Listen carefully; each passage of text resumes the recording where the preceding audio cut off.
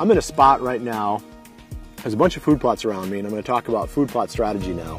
It's the time when I'm starting to lay out this farm, not only from the standpoint of what I'm going to plant, but where I'm going to plant it, how big the food plots should be, and kind of the overall strategy of how the food plots kind of interact with the hunting strategy for the farm.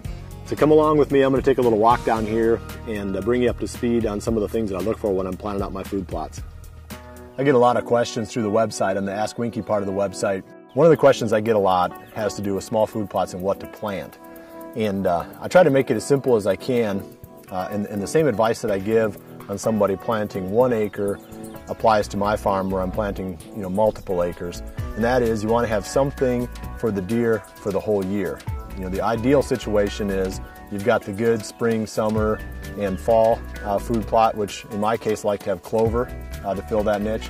And you've got the fall, transition, winter, kind of late winter and early spring. And that's where, I have either the brassicas or in some cases the grain food plots. Depending upon the cost of planting the grains, the corn can be really expensive. It can be almost cost prohibitive to put corn in now because the nitrogen fertilizer is so expensive.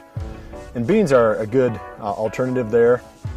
We do plant soybeans on this farm quite a bit. So I'm kind of looking at from my, call it cool season or winter, late season into the very end of the well, really up until things start to green up. I want grains or brassicas. So I'm looking at beans or in our case, the Frigid Forage Big and Beastie blend.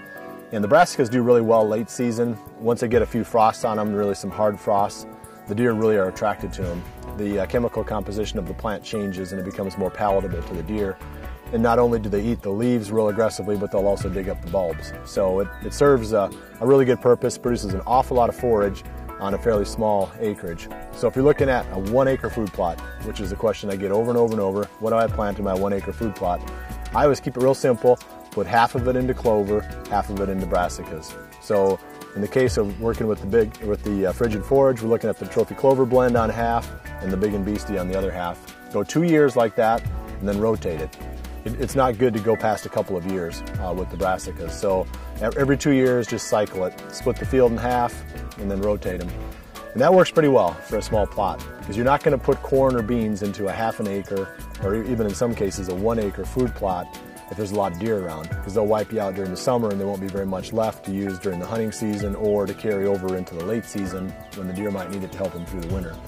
So you're looking at real heavy utilization of clover. I mean, the deer will eat that. I mean, here we are, it's warm. I mean, it's 80-some degrees. Clover is, that tall. That is the ideal thing for the deer to be eating now. So you want to have something like that kickstarts really early in the spring, and then, like I said, we'll transition into the grains as we get into the fall winter time frame. So that's kind of my strategy. On this farm, I'd say of my total food plot acres, probably about 25% of them are made up of clovers. Okay, the food plot I'm standing in now is about 3.5 acres. And on this farm, we don't have a real high deer density, probably about average maybe. And the 3.5 acre food plot is going to make it through pretty well. And almost anywhere you go, a 3.5 acre food plot is going to be a big food plot. So that's where the grains go in my philosophy. You want to have an area where the deer can browse on it, or they can be in there some during the season, they can be in there some during the summer, and they just don't wear it out. There's still going to be enough left over. When everything is done, they can make it through the winter. If you've got a high deer density, you better have at least 1.5 acres to 2 acres before you put it into a grain food plot. If it's anything less than that, I'm going back to my recommendation on it being either clover or brassica or a combination and a rotation of those two. So 1.5 acres, 2 acres is kind of my cutoff. 2 acres and less, really start focusing on the clover, brassica blends, that sort of thing. 1.5 to 2 acres and more, then I think it makes sense to start getting into your grains a little bit more. Well, I've moved to a different part of the farm now, and I want to talk about location of food plots. But first I wanted to point out the fact that this is one of the fields where I did some frost seeding, if you were with me just a few episodes back. We have had a couple of rains on it, and there's a bunch of little clovers coming up in here. If you look at it behind me, you can see it's pretty scattered with the more mature clover. We really had some drought conditions last summer, and it droughted out a lot of these ridgetop clover patches. So coming in here and just using the whirlybird and spreading out some seed has really made an impact on this plot.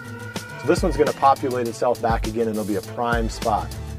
But the point I'm going to get to here is the location of food plots. And really, there's two different types of food plots, and I guess they overlap quite a bit too, but we use what people would call maybe a killing plot as also a place to feed deer. The clover plots a lot of times are technically what people would call killing plots because they're small, and like this one, it's probably 200 yards long and 15 yards wide, something like that. Any buck that comes out in this plot, especially during the rut, is going to walk right down the full length of it and pop around the corner into the bigger fields in that direction. So it serves as a staging area, surrounded on both sides by thick bedding areas. And this is the first place that the bucks are going to come to typically in the evenings after leaving their beds, and one of the last places they're going to check before they go back in bed in the mornings. So it serves as a staging area, a kill plot, and a place where the deer can feed during the summer, because even this acre and a half or acre, whatever this food plot ends up being, that produces an awful lot of clover that feeds an awful lot of deer during the summer. So location's important. This one is secluded, gives the deer that sense of security. It's near the bedding area. It's a great place to catch a buck on the move during the morning or the evening. A lot of times food sources are just evening type of hunting locations, but when you get these small plots like this that are tucked back into the cover, they become excellent spots in the morning as well. So that's my whole strategy on locations. I try to put as many of these plots as I can tucked. And if you look behind me, you can see some beans popping up. That's actually the tail end of what would be a much larger food plot. So sometimes that works out too, where you got a little corner tucked or something like that, where you can hunt these bigger plots and it still is effective with a bow.